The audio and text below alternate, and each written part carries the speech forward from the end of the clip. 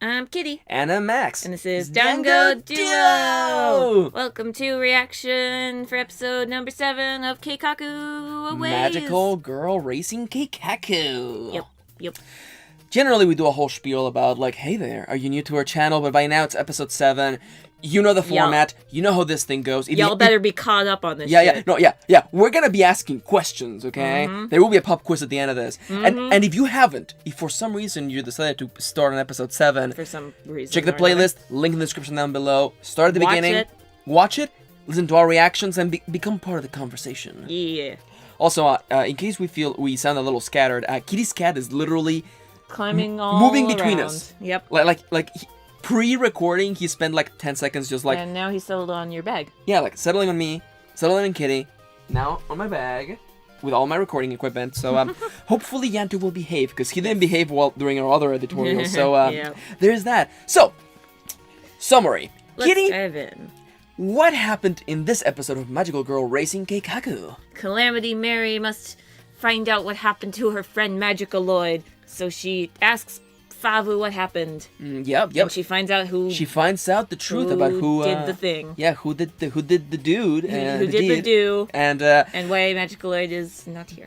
Yeah, and additionally to that, Sister Nana reached out to other magical girls to team up with them. She's still doing that. She's still trying.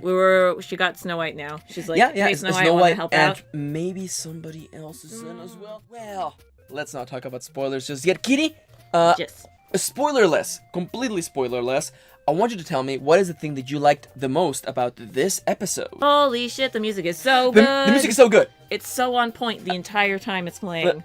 And I feel this was the first time where the music really came into the foreground, because there were moments of silence. Yeah. There were moments of characters just staring at each other, or in the case of Calamity Mary, being really frustrated. Yeah.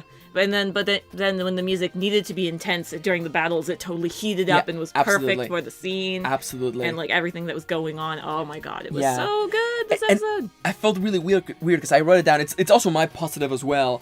That I wrote it down and I'm like no one else is gonna point this out. It's such a small thing, but then we both kind of pull that on it. Yeah. I think that's actually definitely interesting, and I am looking forward to picking the soundtrack for this when it drops out. Yeah, because I love anime soundtracks. They make for great writing music.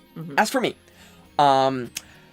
it's hard to talk about it because it's a mild spoiler. But let's say one thing that I liked a lot about this episode is that we learn about a character's backstory, and there's a moment that feels like it's about to be fan service. And then they totally subvert it. And suddenly makes sense, and it's effective, and Kitty and I were both talking about, like, we both screenshotted, like, oh, really, we're doing this again? And then immediately after I took that screenshot, suddenly that other screenshot explains it all.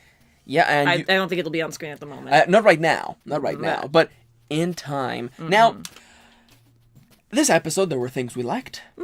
What about the things we didn't particularly like? This week, you're the one who has more points than the other. Yes. What did you not like about this particular episode?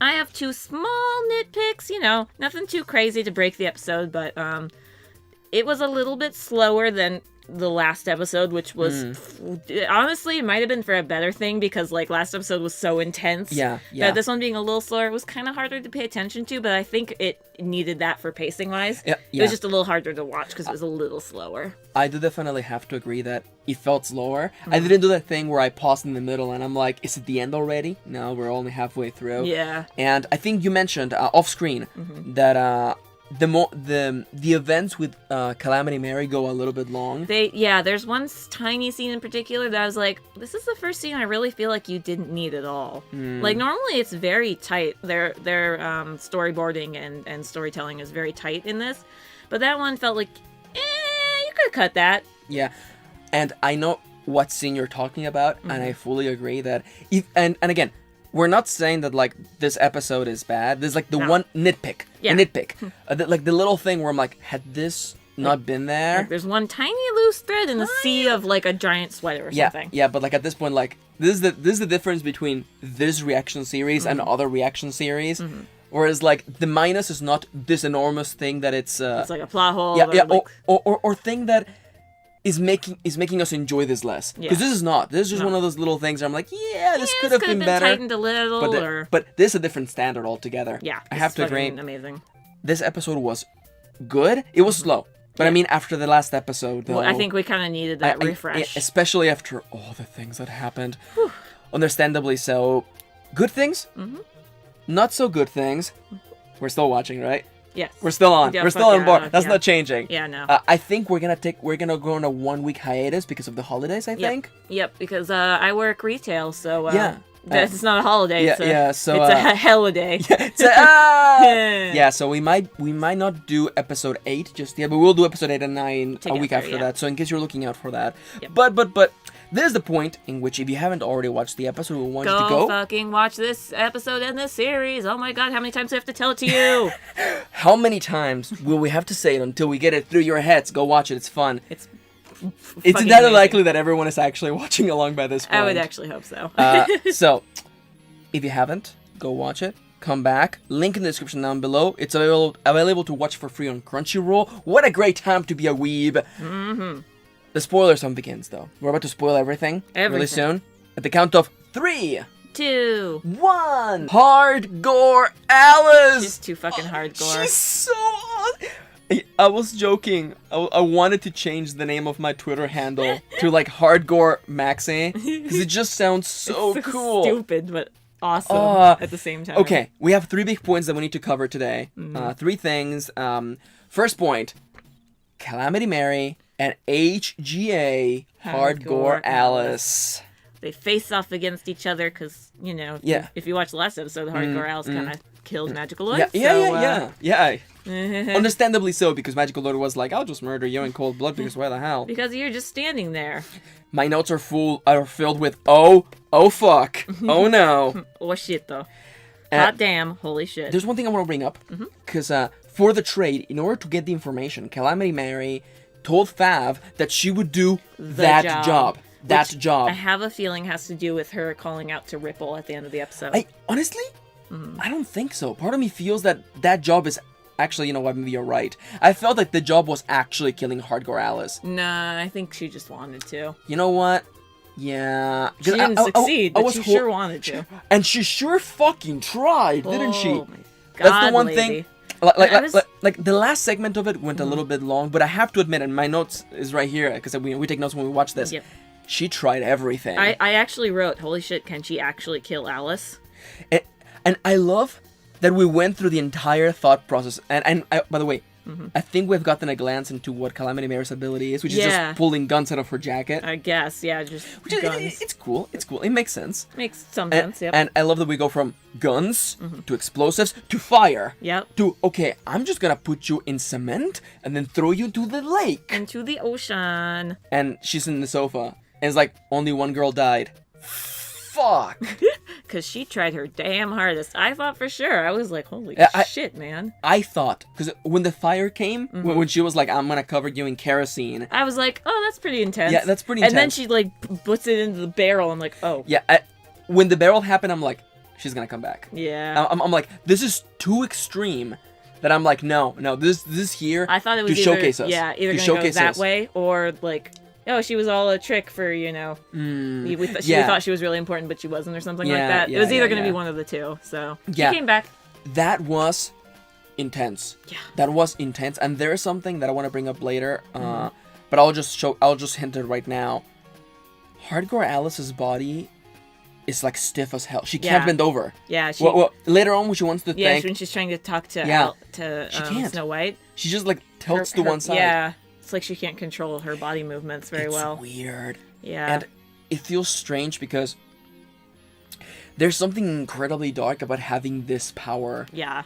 Like you're kind of a zombie. No, and what happens to a person when they can't die? Imagine the Groundhog Day situation. Or John Barrowman's character from Torchwood. Yeah, exactly. They made a whole season about what if he can't die. Yeah, what if you can't actually die?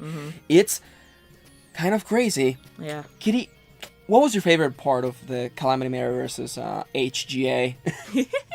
I like that tiny bit at the end where you see this barrel sinking and then crunch! She's punching through the barrel or whatever. I'm like, holy shit, Alice. You are hardcore indeed. talk about like what does he say? Expectations. What do you say? What's that word? Subverts. Thank you. Subverting expectations. Yeah. Because she's tiny. She's like she's little, just a tiny little. And even gothic Fav is Lolita. like, oh, she's a little Dark Alice take. Yeah. A dark spin on Alice from Wonderland. Yeah, absolutely. And we're like, okay, yeah. Tote. This is even darker than what's his face's Alice in Wonderland. Oh, freaking Tim Burton. Yeah, no, the other darker Alice, the video game series. Oh, yeah. American McGee's Alice. Yes. Oh my This god. is even darker than that shit. I can't believe American McGee managed to find his way into this freaking reaction series. Well, we're talking about Alice's. You know, I actually own that game for the PC. It's just a Doom clone, by the way. Yeah. It's literally just a Doom clone, but anyhow, or Quake clone, I guess. One of those. It's crazy, because I don't know how you defeat Alice. I don't think you can. I think you just have to kill her when she's human. That must be it, because Right? somehow steal all of her candies. And Yeah. Is she even earning candies? Like, I don't even know. I don't think they have to, because people keep dying. Yeah, actually, that's actually kind of true. Yeah. But we're kind of trailing away from the point. Except Top Speed and Ripple still earns candies, but anyway, Yeah, they're just doing their own thing. trying. No, Definitely they did. They did earn candies. Remember, they? they fixed the Oh, fountain. from the fountain. Oh my god, that's true. They're just like, we fixed a fountain. So, talking about those two, let's slide into the second point of Yes. today's conversation. Ripple! Ripple and Top Speedo. Did you think that this was gonna be Ripple's backstory? I had no, actually. I had an inkling her mom was weak and all, but I didn't think. I didn't think he was this. Yeah. I remember I was talking about it before that, weeks back. Mm-hmm. And I'm like, she feels that her mom is weak. And I don't think it's so much weakness as it is just why do you keep going from man to man? Or why do you keep going through this? And why do you keep putting me through this? And I like that the glimpses throughout time of little Bobby Ripple that we got made sense. Yeah. The bit that I held up on, I'm sorry. You go for it. Is the young boys being like, I can't keep up with what your freaking name is. Yeah, your surname is. Yeah. I was like, dude, yo. Yeah. That's a really Japanese thing. Yeah. But still, it's really effective. Yeah. And this is actually kind of a very Japanese subplot. It's a very story. Japanese subplot, yeah. Yeah, but it kind of makes sense, and it makes a lot of sense for Ripple's character too. How she's just like, I don't really want to rely on anyone because everyone I've relied on has disappointed me. Talking about the opposite of disappointment, we see a moment in which a teenage Ripple, middle school Ripple, is in her bathroom changing and. Taking off her uniform, and you could hear Kitty and I across time and space sighing. We're like, because I'm like, doing really? this again? And then you see a little peek through the door, and it's her stepdad. Her stepdad is staring at her. Being a creepo. Gross. So and I like that gross. it escalates because then he's pulling up her skirt. Then and he stuff. literally touches her butt, and I'm like, yo, holy fuck, dude. And I'm just like.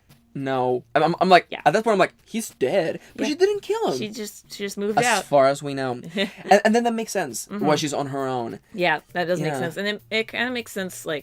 Man, I wonder. I guess her mom really doesn't give a shit because she had sent her that one long text, and other than that, and she's not calling the police about it. Loaded. Yeah, because she keeps marrying a bunch of people. Yeah, so. and also because that creepo guy didn't have a job. Yeah. It's in this economy it's just hard getting a job, you guys. Just drinking I'm just gonna creep on this 13-year-old girl. Oh god. Actually, I think at that 17, point she was 17. But still. Talking about ages. Oh man, I love the part where where Top Speed is like, wait a minute, you're underage? Oh fuck. She's like, oh shit, I shouldn't have. At that moment I thought, okay, Top Speedo, are you 25? I was honestly expecting I was hoping that she would be 25. That would be kind of cute. She's only 19 though. And then Ripple points out you aren't old enough to drink either. Yeah, you can't drink either. It's like, ha, it's all good. I really enjoy their bonding moments. Yeah, they're really cute. They have a nice friendship. Yeah, see, that feels to me like the setup for a solid ship. That ship could cross the 7 seas, sail the 7 seas, excuse me. Yep. Really effective. And of course, one of the best moments, Top Speed is like, I've got 6 months, bro. I've only got 6 months. And Ripple is like, what the hell is up with these 6 months? Why do you keep bringing this up? And she's speaking for the audience at this point. And Top Speed is like, shrugs. Like, shh. She's like, Yeah. It was so good. It was so good. It is pretty good. And we forgot there was one point on there, but I have another point. Oh, please. Oh no, wait, no. The next point is about Snow White and and then there's a tiny point after that anyway. So yeah, Snow White. We opened this episode with a flashback to the previous episode, which is actually a nightmare that Snow White is having. And when she wakes up, she has a rabbit's foot in her hand. Yeah. Which we totally forgot was the other item that they have up for bid for like some years of your life. Yeah, it was the 5th item. I think it's 5 years or 3 years. I thought it was like the 10-year one. No, I don't think so. I don't remember. Anyway, I thought it was one of the most high up ones, other than the Cloak of Invisibility. Absolutely, yeah. So yeah, so we get to learn what the heck is going on with this. Why has this item suddenly come into Snow White's possession? Oh, I just remembered something. Yes. Yep. And it turns out that Alice gave it to her for some reason or another. Yeah, I found that to be rather interesting. And I have some crazy theories, but let's take it one step at a time. Yeah, because you remember she was looking for the white magical girl. Yeah. And the way that they play it out in the scene where Snow White is terrified of HARDGORE Alice and is running away, plays like a horror movie. Doesn't it? It does, right? Even the music just adds to that tension. Wasn't that very effective? Yeah, that was amazing. Because everyone knows that feeling of walking down a dark hallway and thinking to yourself, "There's someone behind me right now," and you start speeding up, and then next thing you know, you're running, and Snow White is running, runs outside, looks turns behind around. her. Nobody's there. Yeah, she's fine. And then you know. And then the shot goes where while she's still looking behind her, you see Alice. And there's Alice. Yep. Oh, so good. But she wanted to give Snow White that rabbit's foot. Which is really interesting. Snow White, of course, as we all know, tries to give it back. And to which HARDGORE Alice is like, "No, it's for you. I wanted you to have it for some reason." I think she even says, like, I don't know, I just wanted you to have it. It feels really like, strange. Yeah, like I have a lot of, like, theories. My number one, very vague one, is that, she wasn't actually hunting Snow White. She wanted to come help Snow White for whatever reason. Oh, okay. I just thought of something. What are the odds that Snow White helped HARDGORE Alice when HARDGORE Alice was just a regular girl? That's possible. What are the odds of that? I have a crazy ass theory. You want to hear it? Sure. Go spit it out. Listen to the way that HARDGORE Alice talks. Doesn't she sound like someone we know?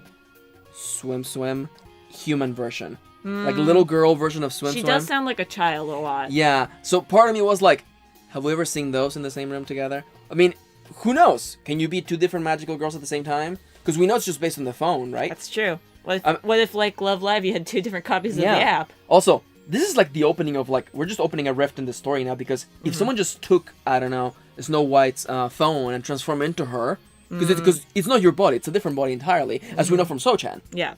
So, couldn't you just pretend to be somebody else? I don't know. That feels like a Danganronpa 5th chapter plot twist. Yeah. But let's just leave that right there. This episode felt very Danganronpa-y to me. Yeah. It felt really good. Especially, there's a little bit that I'm just going to drop this right now. Go for it. Swim. Swim.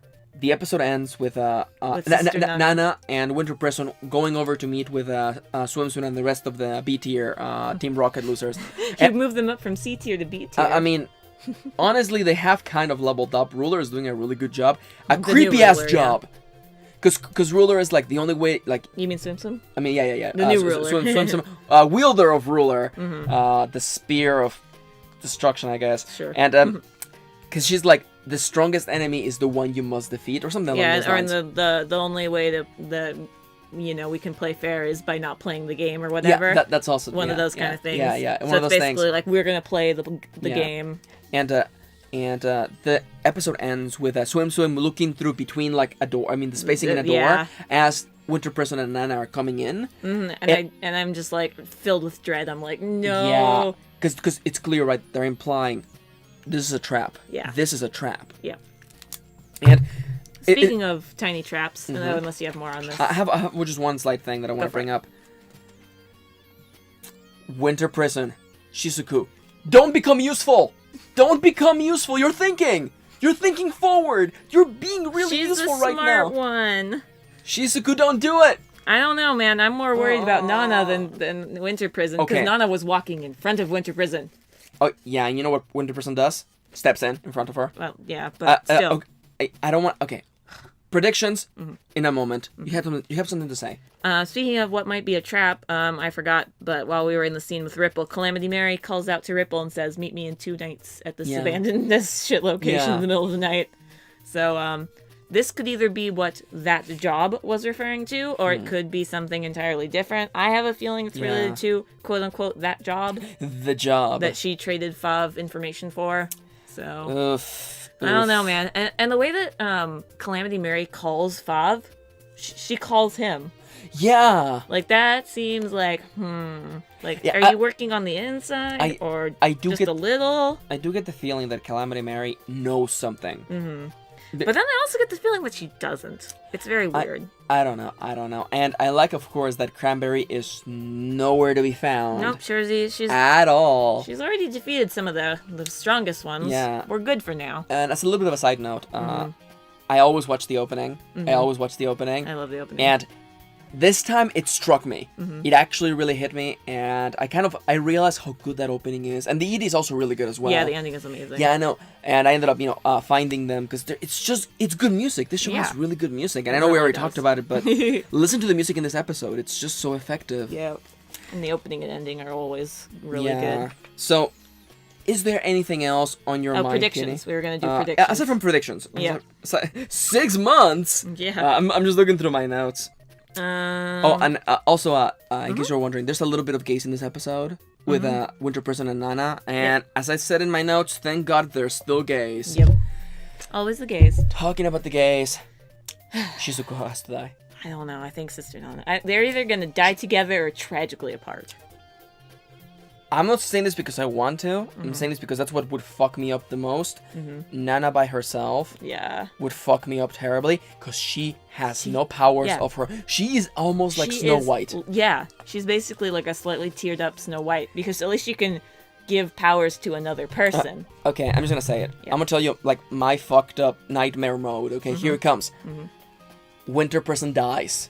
Nana realizes, as people do, that the only way for her to do things is to love somebody, and she immediately develops a bond with someone else, but she feels like it's cheating and it's unfair, and she's really just lying to herself, and it doesn't work, and eventually leads her to end up getting killed. To her death. That's painful because it's like you're not only stomping on the memory of Winter Prison, but just like I don't want to fall in love with someone else because I have to give somebody power. But it's ineffective. That's my nightmare mode right there. That's some good shit. Fuck me up, fam, right there. That's some good shit. Kitty, predictions? I feel like they're either going to die trying to protect each other, or... Man, I don't know. At least one of them's going to die. At least one of them is going to die. At least one. Yeah. And then I bet in the next episode we'll get the scene, or the meeting with Calamity Mary and Ripple, probably. Which could also lead to a fight, which could also be bad. But Ripple can't die. Yeah. We know now. Ripple is locked in. She can't die. She's in the opening holding the hand of Snow White. Unless this episode opens with her holding the hand of Snow White. We know she can't die. Yeah. Everyone else is up for grabs. Honestly, and we haven't talked about except this. a hardcore Alice, but... I think she's making it all the way to the end. Yeah, she has to. Like, what the fuck? Now, the eye catches for this episode were the angels, which makes me think they're gonna buy the next episode. That's possible. Honestly, I wouldn't. Bang bang. She shut me down. I wouldn't be too sad about that. I kind of don't. I mean, they're kind of scummy characters, but they're meant to be. I honestly, real talk. It feels like things have escalated too much. Where they either have to die, but they have to die in a dramatic way, or they don't die ever. Yeah. Because there's that sucky feeling, that fucked up feeling of, almost like if I may bring a musical reference, the ending of Les Mis, where like the shitty people get to survive. But we thought that, and then Magicaloid died. Yeah. So I wonder if they're even subverting that. But I wonder if the Peaky Angels are more crappy and shitty. That's what I thought about Calamity Mary. Like, she was going fucking insane at one point. Yeah. And I was like, are you gonna die? If I may put forward a point, Magicaloid had never killed a person. The Peaky Angels had no hesitation in killing Ruler. That's true. And also, who's to say they haven't already done that before? Also, they're like university students. I know, it's kind of weird. Yeah. Although Magicaloid didn't really hesitate to kill Hardcore Alice. But she didn't lean into it. She wasn't like, I guess I'll just kill somebody today. She had a motive to do so. Mm-hmm. The Peaky Angels just did it. They just did it. And they didn't have to. She was going to die anyway. Yeah. And they kind of just like beat her to it because, there's blood everywhere in that episode. Yeah. So much has progressed since then. We were simpler people back then. We had simpler theories. We had simpler theories. We didn't think there was multiple people being the same person. We didn't know there were gays in this show. Mm-hmm. God bless the gays. Those were simpler days. Yep. Dear viewer, thank you for tagging along. We want to know what you think regarding episode 7 of Magical Girl Racing Keikaku. We're still going to watch. Forever. We're probably going to skip 1 week because, the holidays. We want to know what you have to say. And, of course, new outro. There should be a playlist in the screen right now. A button to subscribe if you haven't already. Check out the Patreon. Check out the rest of the playlist and the rest of our coverage of Fall Anime 2016. We have some opening videos right now, actually. Yep. And if those seem interested to you, go check them out. But for the time being, Kitty, closing statements? Let's Keikaku out of here. I Keikaku to win. I Keikaku to win.